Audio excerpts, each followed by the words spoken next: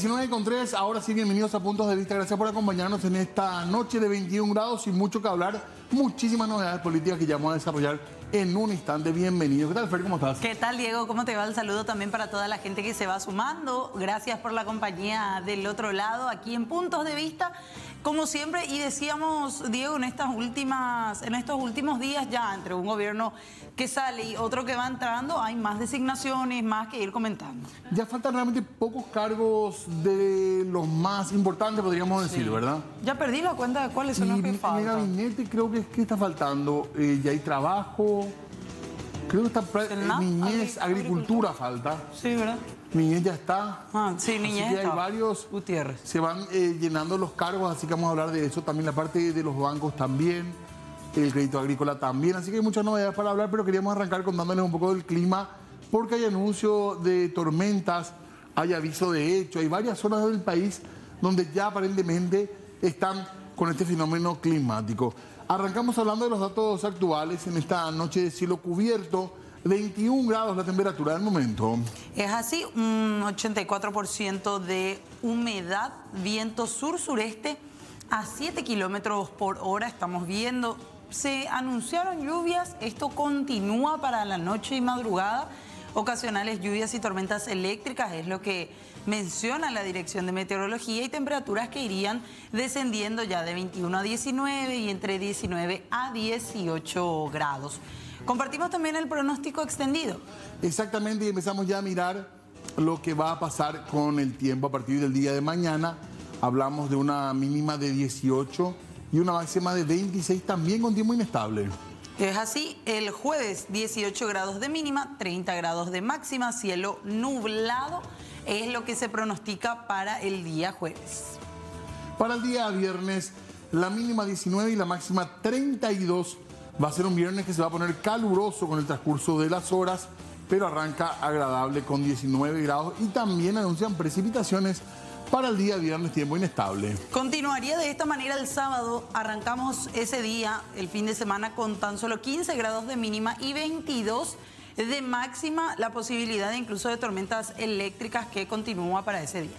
Exactamente, y ya les hablábamos también de esto, tiene que ver con este aviso meteorológico que fue emitido 18:10 y habla de zonas del sur, este y noroeste de la región oriental. Ahí estamos viendo el fenómeno esperado, lluvias con tormentas eléctricas moderadas a fuertes, ráfagas de viento moderadas a fuertes y ocasional caída de granizos, dice el detalle de este aviso meteorológico que fue emitido hace cuestión de una hora aproximadamente el día de hoy. Habla de núcleos de tormentas que continúan desarrollándose sobre el área de cobertura.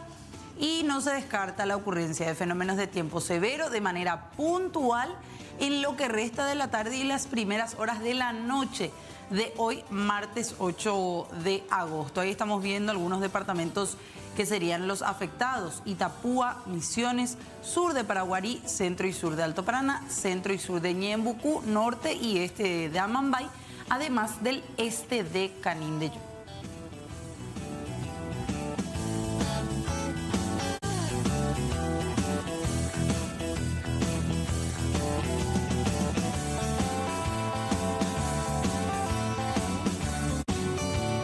Bueno, les decíamos ya también una jornada que fue bastante intensa en cuanto a nuevos nombres del futuro gobierno. Es así, fueron anunciados una gran cantidad de ellos durante esta tarde. Algunos otros se conocieron también en el transcurso de la mañana de hoy, martes.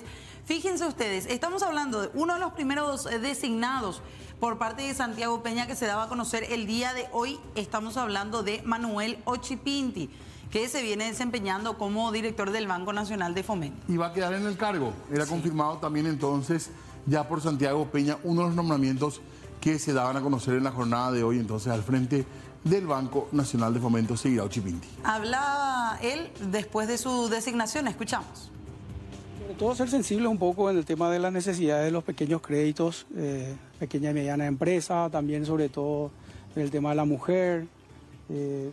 Tenemos por suerte ya nosotros también una banca social que está trabajando ampliamente ya hace rato y vamos a fortalecer eso. Y además de eso, vamos a apostar con todo también el tema de lo que es la vivienda. Vamos a ir a apostar acá con la gente de la AFD vamos a salir a desarrollar e intentar llegar a las metas que el presidente de la República se ha propuesto para estos 5 años. Y el presidente de la República estaba diciendo 100.000 viviendas, ¿verdad? Entonces nosotros tenemos que llegar a eso. Hoy el promedio de todas las IFI serían 4.000 aproximadamente. Nosotros estamos entre 600 a 700 viviendas anuales y nosotros tenemos que duplicar y triplicar inclusive esa cantidad. Bueno, no han sido muchos, hay que hacer un poco de memoria de quienes continúan en su cargo, ¿eh? Sí, no son demasiados. No sé si estamos en pocos casos realmente de gente que va a continuar. Bueno, el caso de Chipinti, entonces sí, en el Banco Nacional de Fomento. Pero les decíamos varias designaciones hoy del corte financiero, económico, señor, podríamos decir, porque también se conoció o se conoce quién va a estar al frente de la AFD en el próximo gobierno. Estamos hablando de Estela Guillén, otro de los nombres en este caso que se dio a conocer en este sentido. Finalmente también ella estuvo dando algunas declaraciones de cuál va a ser el trabajo que van a realizar. Hablan de que es una persona de una alta formación académica en el ámbito económico y estará al frente de la Agencia Financiera de Desarrollo. En este sentido, y decíamos ya más temprano, uno de los cargos que deberá de trabajar con el Ministerio de Urbanismo, Vivienda y Hábitat, en el caso de la promesa que se hacía en época electoral de parte del equipo de Santiago Peña, que hablaba de reducir las tasas de interés para la obtención de créditos para la vivienda a través de AFD principalmente, y que esto iba a permitir un mayor acceso a la primera vivienda, principalmente, Diego, para aquellas personas que están pagando actualmente alquileres. Esa era la promesa. Asimismo, ella tiene experiencia, de hecho es parte del directorio de la Agencia Financiera de Desarrollo y ahora va a estar al frente, según lo comentaba hoy, anunciaba hoy en realidad Santiago Peña, que está muy cerca ya de asumir el gobierno. Él nos pidió que estemos cada vez más cerca de la gente y de manera más ágil. Ustedes saben que la AFD canaliza recursos a través del sistema financiero y eso es lo que tenemos que reforzar.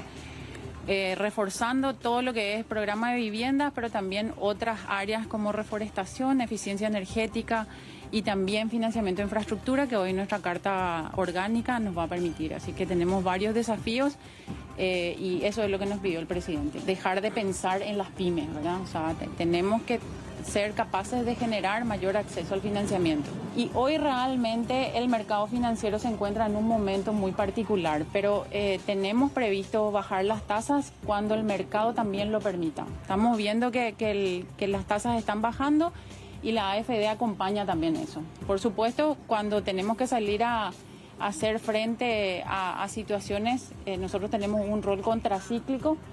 Y de hecho hemos mantenido las tasas en un momento donde el incremento de las tasas en todo el mercado fue muy significativo. Bueno, ¿Qué beneficio va a ser con la vivienda? Y decían, acá nos decían los integrantes del futuro gobierno que pueda acceder más gente a este crédito. Claro, además de otras facilidades también. Y por sobre todo potenciar tener otro tipo de miradas, no solamente referenciadas a las MIPYMES, decía allí Estela Guillén. Otra persona, todas ellas tuvieron el común denominador de que llegaron a coincidir, creo, con Santiago Peña en mayor o menor medida. Y conocen la institución también por lo general, ¿verdad? Sí, al menos de estos cargos que él salió a dar a conocer, y es el mismo caso de la ingeniera Amanda León. Ella va a dirigir el crédito agrícola de habilitación. Estuvo hablando también acerca de los ejes de trabajo. Conocedora también del ámbito, decía Santiago Peña que ya estuvo en el cargo anteriormente. La escuchamos. Tenemos otra vez este desafío de seguir apoyando a los pequeños productores y a los microemprendedores rurales en general, no solamente del sector agrícola, sino también ir apoyando a aquellas mujeres que se dedican a otras actividades para complementar esa actividad agropecuaria. Muy bien, ahí estamos entonces viendo y escuchando ya a las personas que van a estar al frente de estas instituciones. Ya seguramente tendremos tiempo de charlar para preguntar un poquitito más sobre lo que se viene.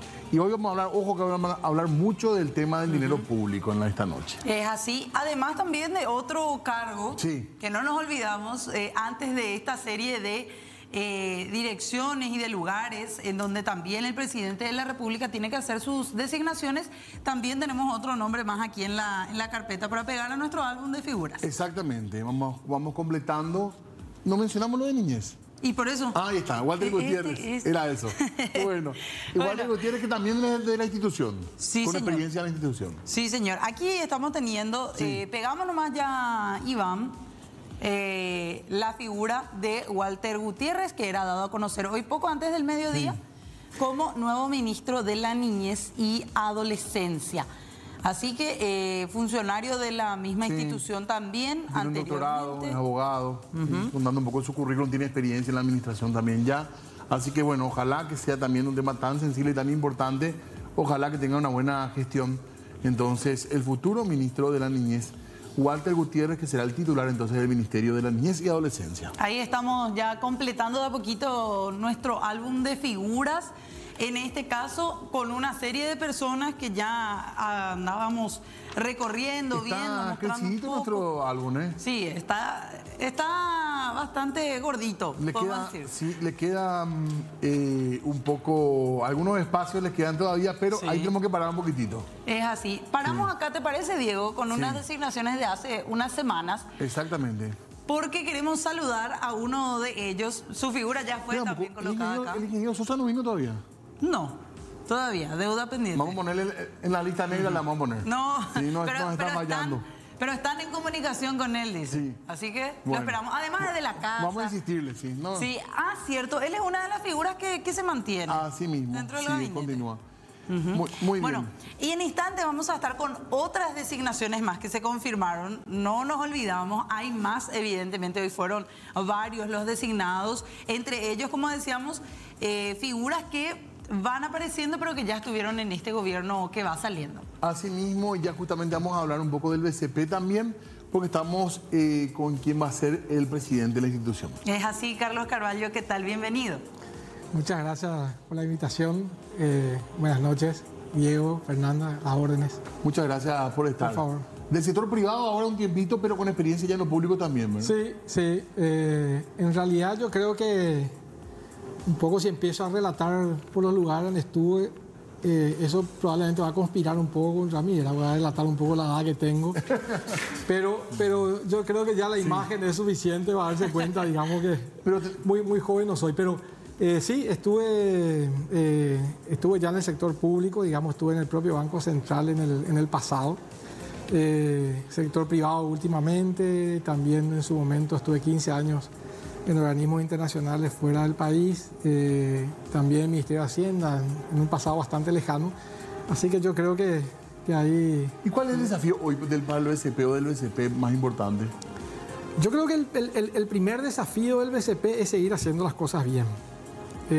Si vos me preguntás a mí, digamos, la responsabilidad que implica de alguna forma asumir o presidir, digamos, el BCP, yo creo que la primera gran responsabilidad es mantener, digamos, lo que la institución vino haciendo a lo largo de su historia institucional, por lo menos la historia más reciente. El BCP es una institución que yo creo que está muy presente en el imaginario colectivo de la población como un pilar de la estabilidad económica en el país.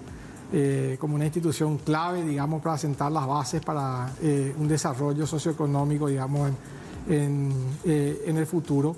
Y por lo tanto, para mí, digamos, que ya estuve allí, digamos, y que en lo personal es una institución muy cara a mis afectos, la primera responsabilidad es seguir construyendo, digamos, esa institucionalidad del BCP. Eso que ha hecho que el BCP pueda transitar, digamos, los ciclos políticos, los avatares políticos en general, no solamente aquellos que refieren al ciclo electoral, sin mayores sobresaltos, digamos, ¿verdad? ¿Por qué? Porque tiene un diseño institucional que lo favorece, digamos, a través de un gobierno colectivo, tiene mandatos de sus autoridades escalonados que no coinciden con el ciclo político. Pero lo más importante que tiene el BCP, digamos, es su propia naturaleza técnica, que está de alguna manera basada en la calidad de su capital humano. Y esa calidad del capital humano es la que finalmente le da el blindaje, digamos, para poder ejercer a partir, digamos, de las decisiones que se toman en el directorio y a partir del rol también de la presidencia, poder ejercer, digamos, la autonomía del Banco Central con mucho rigor, digamos, ¿verdad? Entonces, esa es la primera responsabilidad de quien asume. El BCP es una entidad donde si quien es candidato o quien de alguna manera tiene pretensión de dirigir el BCP viene con un discurso reformista, con un discurso de reingeniería, de cambiar todo, ahí hay que asustarse, digamos, ¿verdad? Porque eso va en contra de la propia naturaleza institucional del BCP. Más allá, digamos, de que siempre quien viene tiene una impronta personal, claro. Y que es la de construir y mejorar a partir del legado que han dejado sus predecesores, digamos. Esa un poco también es mi Ahora es cierto, eso, con todos los temblores políticos que hubo, realmente que sí que el BCP no sintió, ¿verdad? Hubo momentos delicados, incluso en términos políticos, y en el BCP en general se mantuvo la calma. Uno tiene que pensar muy atrás para pensar crisis realmente involucradas con bancos y demás. Creo que hay una seriedad, digamos.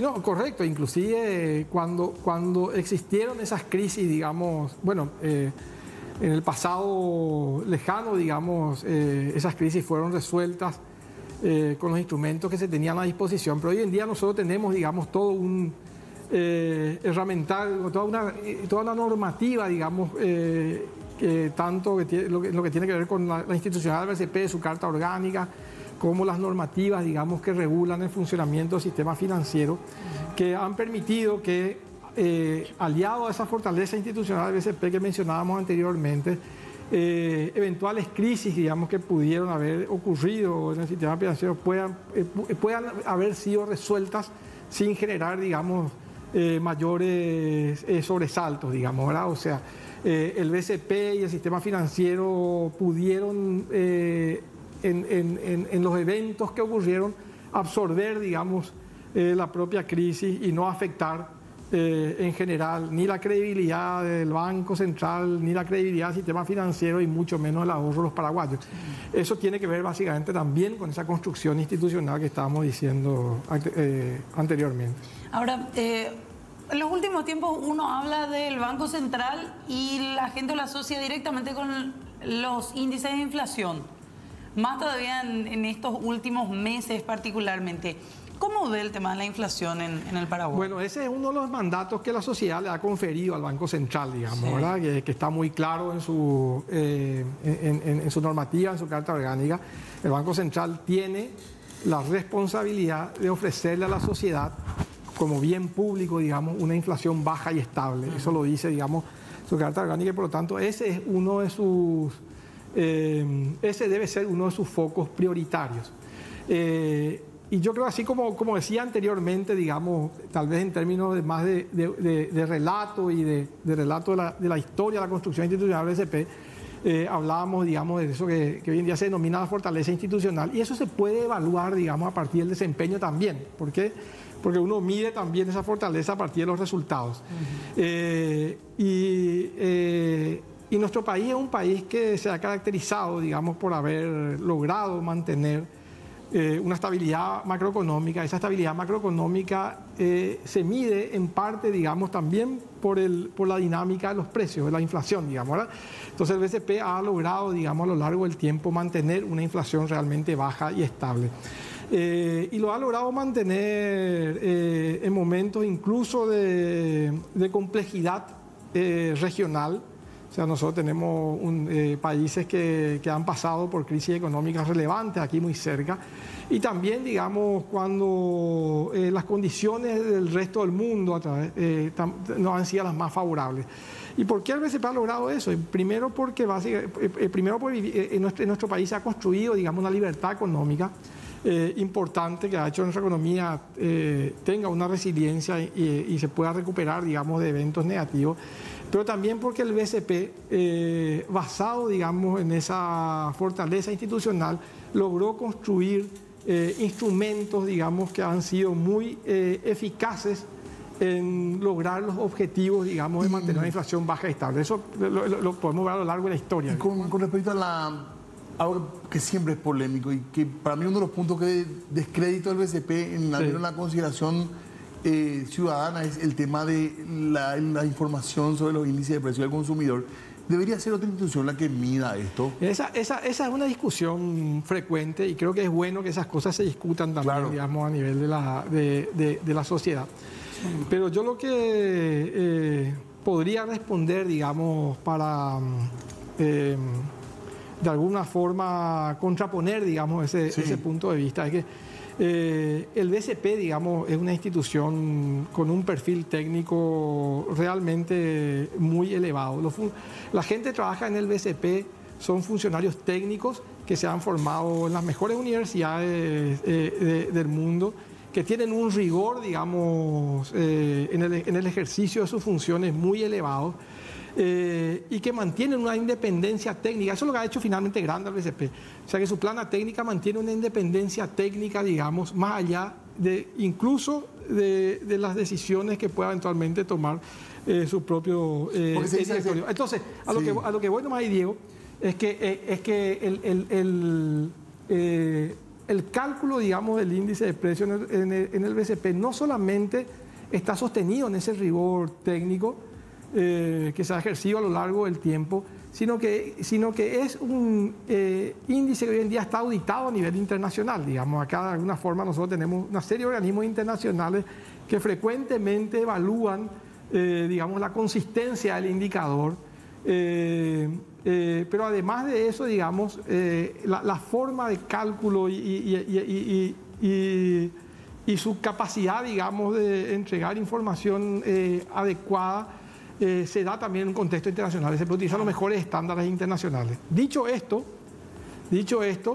lo que también diría ahí es que yo particularmente, eso ya es una opinión personal, en realidad, independientemente de que crea que en el BCP se hace un fantástico trabajo para medir el IPC, que es técnico, es independiente, digamos, de cualquier consideración de otra naturaleza.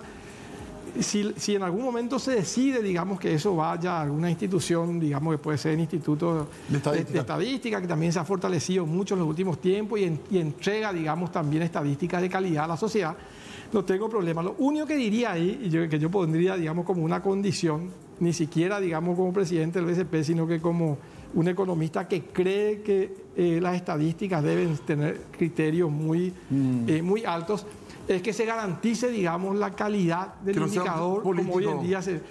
y te diría una cosa también, digamos, ¿verdad? El lugar, y que está muy cerca de nuestro país, de nuestro vecino, el lugar donde el índice de precios sufrió la mayor captura política, que terminó, digamos, por erosionar la credibilidad en el indicador y transformarlo inclusive en un índice irrelevante, ocurrió, digamos, en un lugar donde el cálculo se realizaba en una institución que no era el Banco Central, digamos. Entonces la pregunta ahí es, ¿dónde se ofrece mayor posibilidad de blindar un índice tan importante para la toma de decisiones? Hay que acordarse que básicamente los índices de inflación, digamos, la inflación total, la inflación subyacente, todos los índices que se calculan de inflación son, digamos, la principal información para tomar decisiones de política monetaria finalmente. Entonces hay que tener una rigurosidad extrema para el cálculo y el blindaje de ese indicador, digamos, ¿verdad? Vamos a ir hablando de esto, pero salimos a preguntarle a la gente también su opinión sobre el momento que se vive. Principalmente relacionado a la inflación, precios de productos. Compartimos esa entrevista y después hacemos aquí una conclusión respecto al tema. ¿Cómo están los precios ahora? Y están mejorando, gracias a Dios, están mejorando, bajando, sube y baja. Como el precio del tomate, que estaba a 6.000, ahora está a 10.000. Y en el mes de junio estaba a 10.000 luego. Y bajó en el mes de julio y ahora está subiendo otra vez de a poco. Para el mes de septiembre, a partir de septiembre, va a empezar a subir ya lo. Yo le digo a la gente que se prepare bien nomás ya. Y vamos a decirle que sube 5.000, 6.000 por mercadería, pero ahora está, como el precio de tomate, estamos en agosto y ya subió ya más de 4.000. Y se mantiene la verdura, se mantiene el precio. Desde julio se mantiene. No es que está caro ni nada, pero todo normal, así. El precio de la verdura un poco subió y de la fruta también. ¿Ahora compras más caro o el mismo precio? Un poquito más caro y más o menos 2.000, 1.000, así.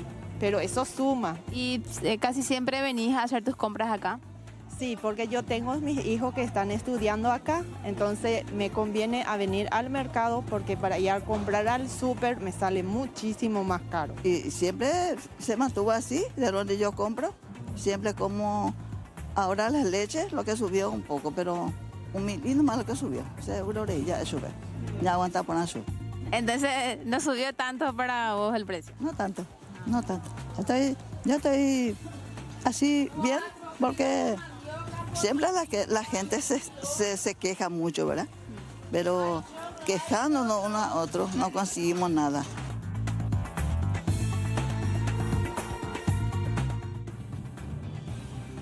Haciendo nada más una conclusión, algunos dicen sí, subió, los propios vendedores dicen hay una fluctuación entre 6.000 y 10.000 en algunos costos.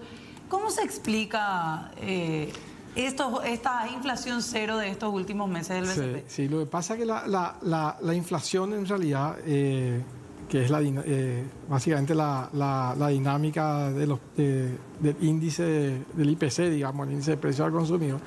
Hay que recordar que el IPC de alguna forma es la medición de una canasta representativa, digamos, del promedio de la sociedad. Una sociedad que es muy diversa.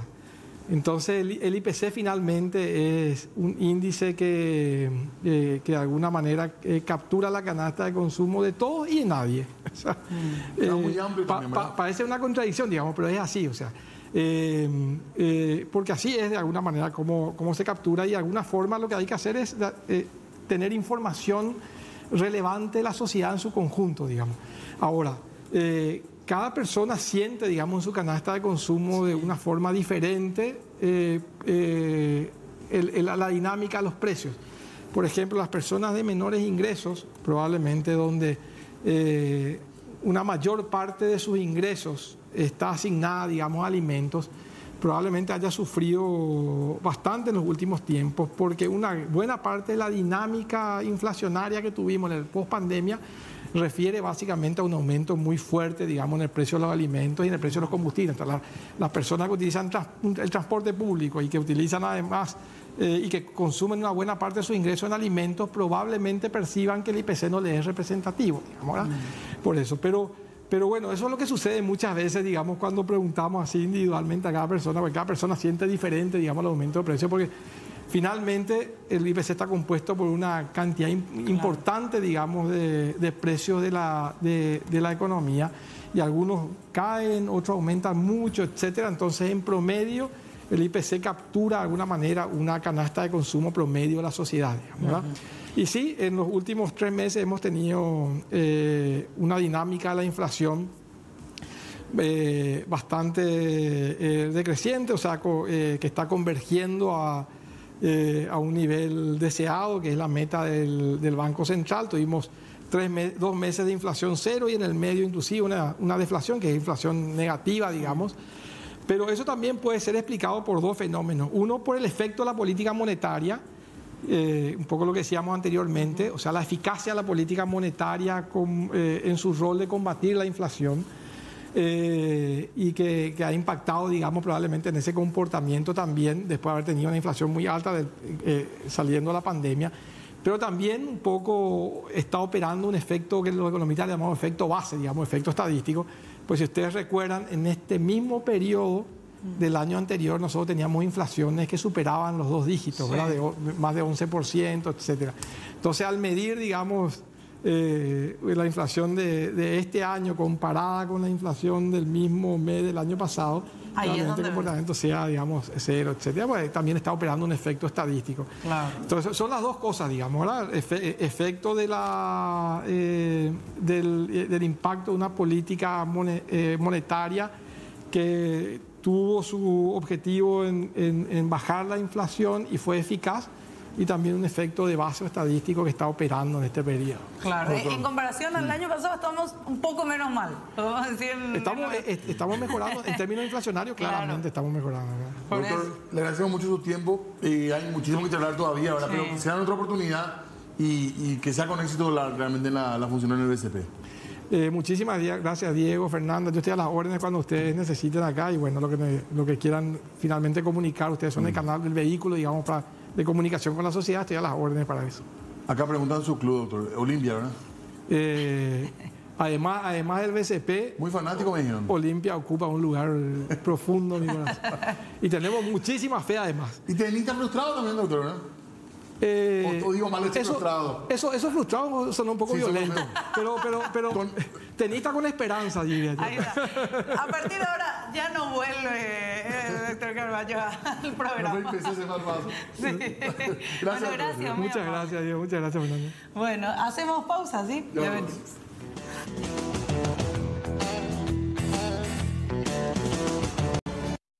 19 horas con 39 minutos, 21 grados de temperatura tenemos. La charla está poderosa acá en el estudio. Claro, porque empezaron los preparativos para la corrida. Entonces Sí, estamos viendo, si no vamos a correr, por lo menos a quién le vamos a apoyar. Porque hay gente que quiere nuestro apoyo notable. Ayer le dimos nuestro apoyo a un compañero que ni siquiera nos vio ni nos hizo caso. Ni siquiera una fotito para la lista, como dice la Joaquín. No, la Joaquín. Bueno, vamos a hablar de algo serio. Hablemos de lo nuestro mejor. Sí, por favor. Temas políticos. Hablamos de Orué, Óscar Orué. Sí, estábamos diciendo muy pocos nombres que podemos decir se repiten o se van a repetir en el siguiente gobierno. Por lo menos en el mismo cargo o quizás en otro cargo. Sí, y en este caso en un cargo fusionado podemos decir el de Orué. Exactamente, sí. Porque Óscar Orué fue confirmado el día de hoy como el que va a ocupar la dirección de ingresos tributarios recientemente así le vamos a decir creados. ahora, ¿verdad? Sí. DIT, le vamos a decir. DIT, con T. ¿O sí. no? Probablemente, ¿verdad? Sí, en realidad creo que las siglas en sí son DNIT. Dirección Nacional. Viste que es una dirección nacional. Ok. Recordemos que es la que fusionó aduanas con tributación. Exactamente. Se aprobó, pero de manera galopante, y después ya incluso tuvo la promulgación de la presidencia de la República actual. En ese momento ya Orué había hablado de la nueva institución y decía que le parecía una cosa bien organizada, por decirlo de manera rápida, y bueno, finalmente va a ser el que esté al frente de esta institución. Escuchamos lo que mencionaba. Mucha responsabilidad, mucho compromiso y sobre todo con mucha transparencia. Eso es lo que vamos a tratar de poner una impronta en esa nueva dirección nacional. Y bueno, ya trabajé en el proyecto en el sentido de la socialización, pero creo que no va a ser fácil. Así es que bueno, agradecerle al presidente y también al ministro de Hacienda por eso. Hablamos de otra institución muy importante. También se venía hablando de una mujer que podría estar al frente, finalmente no. Hoy se dio a conocer quién va a estar al frente, quién va a ser el titular del IPS. Nos referimos al doctor Jorge Brites. También un hombre que tiene experiencia en la institución. Sí, uno de los últimos anuncios realizados el día de hoy por Santiago Peña, el Instituto de Previsión Social, en este caso que del propio equipo político de Peña en estos últimos meses, la dirección del IPS, la titularidad ha sido bastante cuestionada por varios aspectos, principalmente lo que tienen que ver con licitaciones millonarias, así que asume un verdadero desafío el doctor Jorge Brites. Con mucha responsabilidad, con el compromiso de dejar todo de mí, de mis conocimientos, de una experiencia de funcionario de casi 40 años dentro de la institución y bueno, vamos a tratar de volver a levantar la imagen del Instituto de Previsión Social, a que la gente sea mejor atendida, a que nos falte medicamentos y para eso tenemos que trabajar en toda el área administrativa conjuntamente con el área de salud. ¿Es cargo o carga lo que está recibiendo usted ahora? Y bueno, ¿qué te parece? Vamos a ver realmente, así como dijo el señor presidente, el 15 de agosto o el 16 de agosto vamos a ver la situación real, pero creo que según informaciones preliminares que tenemos que realmente está en una situación de crisis, ¿verdad? Y hay que trabajar. Bueno. El deber principal, decía Brites, atender a los asegurados y ya no permitir que estén con faltante de medicamentos. Hay que ver si se cumple eso y también el respeto a los jubilados también que mencionó expresamente. Ojo con esos derechos también. Que no se cambie la regla del juego de los jubilados.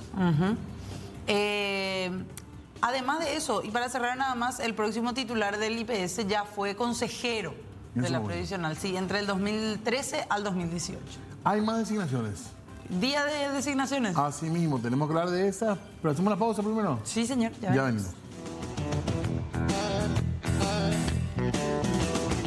Benovil Crema, porque ayuda a cuidar mi piel y la de toda mi familia, humectándola y acelerando el proceso de cicatrización. Si tengo una cicatriz, ahí uso Benovil. Si me quemo, Benovil. Si te salió un granito, Benovil. Y si mis hijos se paspan, Benovil siempre cerca. Si tenés Benovil, te cuidas vos y también cuidas a tu familia. Benovil Crema te brinda la fórmula adecuada para ayudar a la regeneración y cuidado de tu piel, manteniéndola humectada y siempre protegida. Benovil viene bien. ¿Alguna vez has pensado lo que significan 12 horas de protección para tu boca? Colgate Total 12 ayuda a apoyar las defensas naturales de tu boca, protegiéndola contra bacterias por hasta 12 horas. Tu boca sigue protegida. Cambia a Colgate Total 12. Nueva Colgate Total 12, ahora con carbón activado para una sonrisa más blanca y protegida.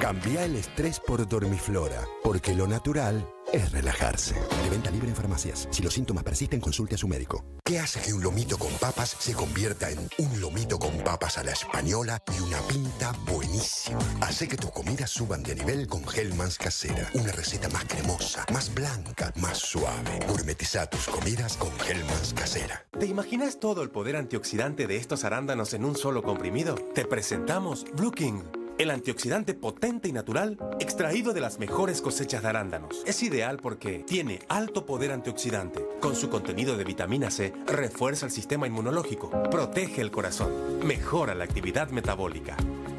Blue King, porque lo natural es cuidarte.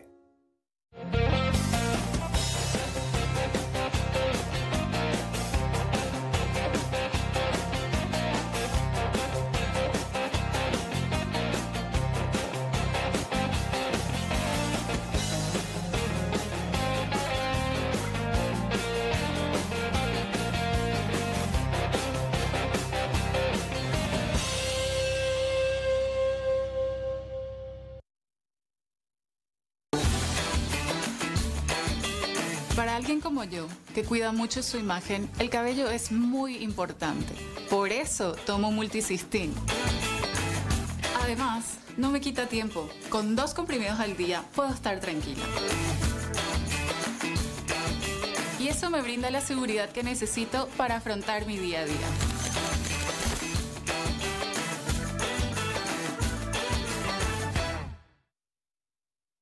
Ante una cicatriz, podés sentir muchas cosas, pero no sientas resignación.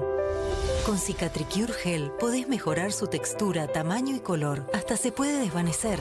Cicatricure Gel con Regenerare Complex. En 8 semanas, mejora cicatrices, quemaduras y estrías. Ahora que cicatrizó, quiero que se desvanezca. Nuevo diseño, misma efectividad. Cicatricure, soluciones más profundas. Érase una vez la hora del cuento. Compartí con tus hijos un momento mágico con la colección de cuentos clásicos. Los 3 cerditos, Hansel y Gretel, La Sirenita, en una preciosa edición con hermosas ilustraciones. Los jueves, desde el 10 de agosto. Oferta de lanzamiento, 5.000 guaraníes. Socios del Club UH pueden acceder a un precio especial. Pedilo al 984-805-360 o a tu canillita. Colecciones UH para última hora. Prepárate para lograrlo todo sin dolor. Doloreumin es un analgésico y antiinflamatorio creado para aliviar los dolores musculares, articulares y golpes causados durante cualquier actividad física. Brinda calor a los músculos, ayudando a prevenir lesiones y aliviando el dolor que conlleva el esfuerzo físico. Doloreumin, la vida sin dolor. Muy bien, más designaciones. Adelantábamos ya algo y les contamos más nombres de gente que va a acompañar a Santiago Peña en el gobierno, y también ya tenemos quién va a estar al frente de la Dirección de Contrataciones Públicas. Es así, estamos hablando de Agustín Encina, quien ya años atrás, en el 2014 específicamente, había estado en la función pública como viceministro de Transporte, en este caso, y hoy fue confirmado como director nacional de Contrataciones Públicas, Agustín Encina.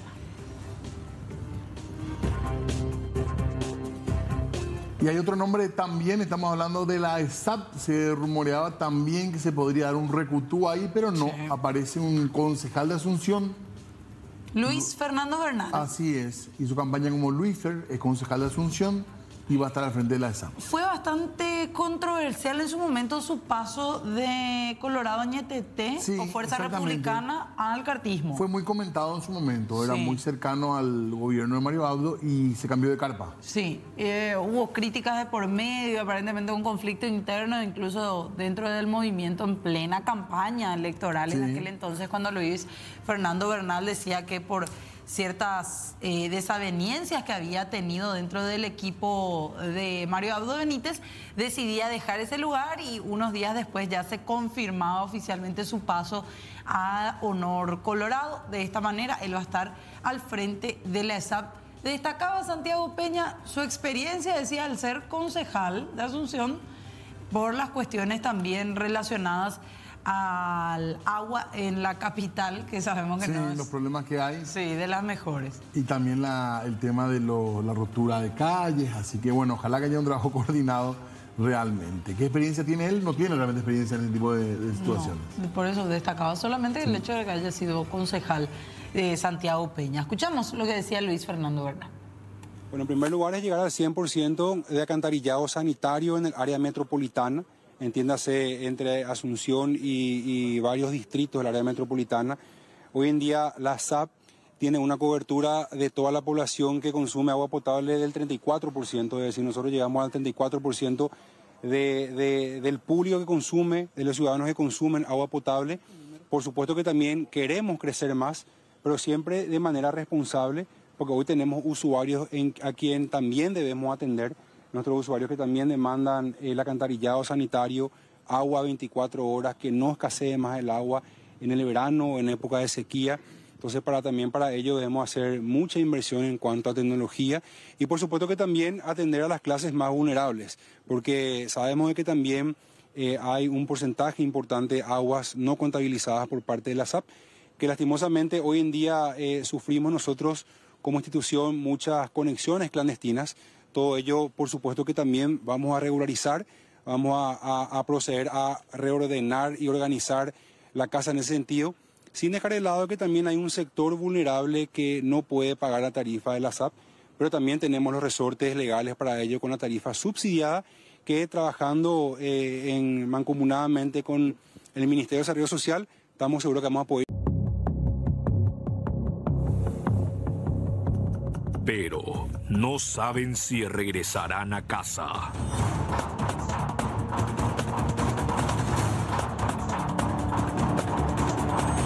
Drivers, presas de asaltantes. Esta noche en QAP.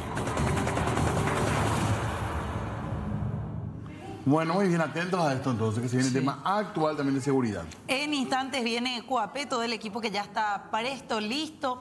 Nosotros antes de irnos tenemos que hablar de este conflicto que continúa, podemos decir, Diego, respecto a la designación de Enrique Cronaueter al frente o como representante del Ejecutivo en el Consejo de la Magistratura, y la intención de que Alicia Pucheta sea quien la reemplace o lo reemplace en ese cargo. Nueva polémica entonces, podemos decir. Es así, estuvieron hablando respecto a este tema el presidente actual, Mario Abdo Benítez, y el futuro, Santiago Peña. Se habla mucho de la tema. ¿Qué pasó, presidente? Pues ya no, y eso depende de una voluntad principalmente de él, ¿verdad? Nuestra interpretación es que el Ejecutivo participa del proceso de integración del Consejo de la Magistratura y ahí de alguna u otra manera culmina el proceso, ¿verdad? En mi caso personal, yo respeté el plazo de cuando fui electo presidente. Estaba el doctor Cabrera como representante del Ejecutivo. O sea, el Ejecutivo participa de la designación. Una vez que es designado, ya es absolutamente independiente y su única misión es defender y mejorar nuestra justicia, ¿verdad? Entonces ya se vuelve como independiente. Es lo mismo que en otros casos, ¿verdad? Que el proceso de designación de un ministro de la Corte pasa también por el Ejecutivo, del fiscal general pasa también por el Ejecutivo, pero una vez que llega al cargo, desde nuestra interpretación se vuelve absolutamente independiente. Entonces, yo coincido con aquellos que dicen que hay que respetar los plazos, ¿verdad? Entonces, para mí, desde mi punto de vista, la única manera que él salga del cargo es por renuncia o por juicio político, y para que haya juicio político tiene que haber una razón, ¿verdad? La verdad que me sorprendió mucho la reacción del actual representante diciendo que él no tenía ningún plan de salir. Bueno, evaluaremos, ¿verdad? Tanto el asesor jurídico de la presidencia, el doctor Roberto Moreno, como la misma Alicia Pucheta, que es una persona muy cercana a mí, evaluarán y obviamente no es mi ámbito natural de competencia, el ámbito jurídico, pero sí voy a apoyarme en la opinión de ellos de cuál es el camino correcto, que es lo que corresponde. Yo no vengo a cambiar 6 por media docena, yo vengo a cambiar en los lugares en donde yo creo que corresponde y está ahí dando muestras.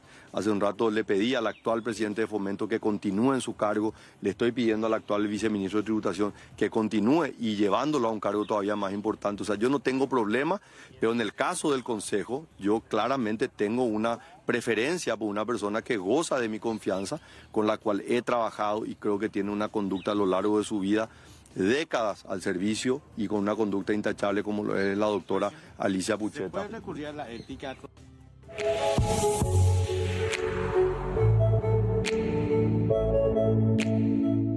Hola, soy la abogada Sol Andrada y en este segmento de Hablemos de Leyes abordaremos el tema del trabajo doméstico y su formalización ante el Instituto de Previsión Social.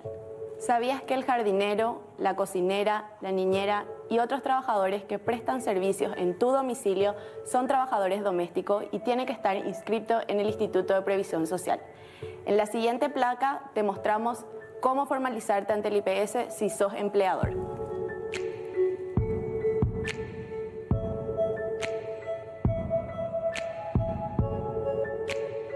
Recordá que todos los documentos que no sean originales deben estar autenticados ante escribano público. Fotocopia de cédula y de tu cónyuge. Factura de ANDE o ESAP de tu domicilio. Certificado de vida y residencia. Fotocopia de cédula de identidad del trabajador o trabajadora. Todo ello, junto con el formulario, debe ser presentado en las oficinas del Instituto de Previsión Social.